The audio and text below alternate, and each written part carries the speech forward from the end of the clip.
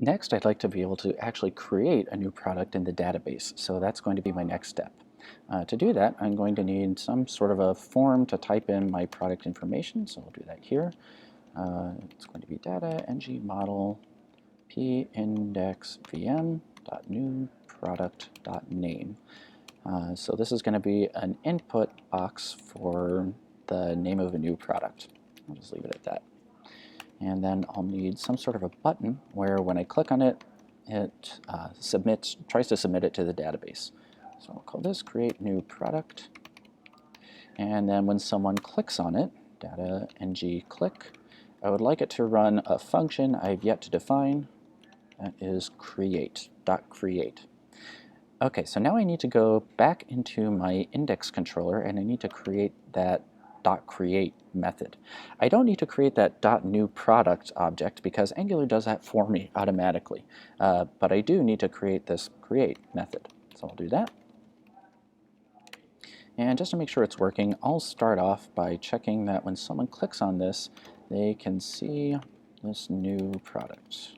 New product. There we go. And let's see how that's going. So if I put test in here, we should see name test. And we do, so that's pretty good. All right, so the button is working. Now we need this to post to the backend. So we need this to actually post to Express, to send data to Express. I keep on saying post because $resource, whenever you want to create something, it posts it to the backend. That is, it does a .post. And it's going to send it to /API/products. So I need to set up something back here to receive that data that it's sending. To begin with, I'm just going to have it repeat back to Angular whatever it was that Angular sent to it. So my backend is all set up now. There are a couple extra things I need to do up here. So just having a console.log is not going to do anything. What I really want to do is product.save, and then I want to save this vm.newProduct. And then I'm also going to have it just repeat out into the console whatever it was it got back from Express.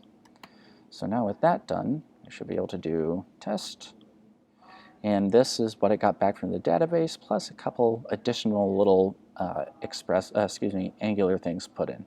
If I change this to foo bar, then whenever I type something in here, it'll give me back foo bar. But I don't actually want foo bar. Okay, so I can see that it's sending stuff successfully to the database, so that's good. But I don't just want it to send stuff to the database and have the database repeat that stuff back. I want the database to actually save this data. So that's what I'm going to do next. So let's see. All right, still looks good. So whenever someone posts here, I'm going to say product.create, and then it's going to use that data that was posted, this rec.body, and then it's going to respond with a new product. You can only have one response inside any one of these roots, so I have to delete that second one. And we'll see if this works. Let me do another double check, just make sure I didn't forget anything. That looks okay. All right, so let's see what happens. If I put in product 4 and click create. All right, so it does seem to have worked, but for some reason the name wasn't passed in. So if I refresh this page, I'm going to see products 1 through 3 and then a blank. So the question is, why didn't that name get in there? And truth be told, I'm actually not entirely sure. So let's see what's being sent when Angular posts. So I'm just going to try putting product 5 in here. I'm going to click create new product. Let's see what shows up over here.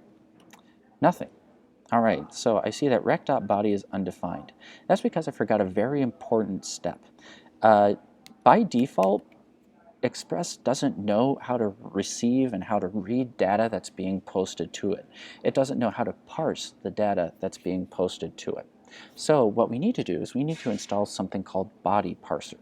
So I'm going to npm install --save body parser. And then now that that's loaded, I'll require it. Pretty much any time you npm install something, you're going to require it as well. So I'm going to require body parser. And now the last thing I need to do is I need to tell Angular to know how to understand incoming JSON data. Let me finish this up. Okay, that is, I need to be able to tell it how to recognize when someone is trying to post data to Express. Without this thing, we don't have access to rec.body. But now we should have access to rec.body. Let's find out. Either this will work or it won't. So I'll try submitting product 6.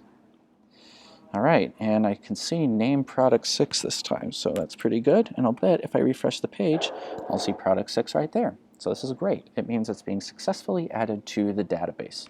The last step is it would be really nice if when I create a new product, I don't have to refresh the page in order to see it on there. So what I'm going to do is when this comes back with a response from Express, I'm going to take that response and I'm going to add it to vm.products. That is, I'm going to add it to the products that are displayed on the page. So if I do product 7, it should automatically show up on the page. And there it is. So that's good enough for another commit. So let's see. I'll call this one can save new, how about can post new product to database.